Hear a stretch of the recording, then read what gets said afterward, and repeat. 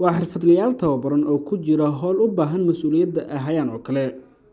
Waa shirkadda Rexall Moving Service oo ka shaqeysa rarista xafiisyada iyo guryaha, furfurista alaabaha iyo mukeefyada, iyo xirxiriddoodaba. Shirkaddan waxay ku sifowday ammaano, mas'uuliyad iyo dhowrista waqtiga ballanta oo ahmiyadda koowaad siiyaan maamulka shirkaddan. Haddii aad ku dhibanayd ama walwal kugu haysay cid kuu rarta alaabaha ama kuu xirxirta guri ama xafiisba, waqti badanna kaga bixi jiray raadintooda, maanta sheekadaas way soo dhammaatay oo shirkadda Rexall ayaa heegan ku ah xaafad kasta oo ka mid ah caasimadda. Meeshii aad ka dalbatana waa kugu xaadir shirkadda Rexall.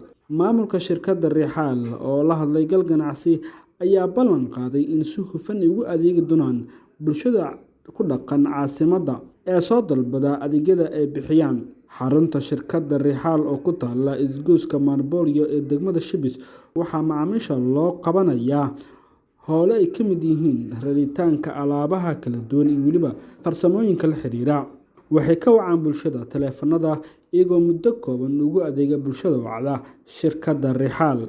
Wixii faahfaahin dheeri ah kala xiriir taleefanada shaashada idinkaga muuqda ama ku dhufo linkiga kore ee WhatsApp-ka ee kaga muuqda qaybta kore ee commentiga.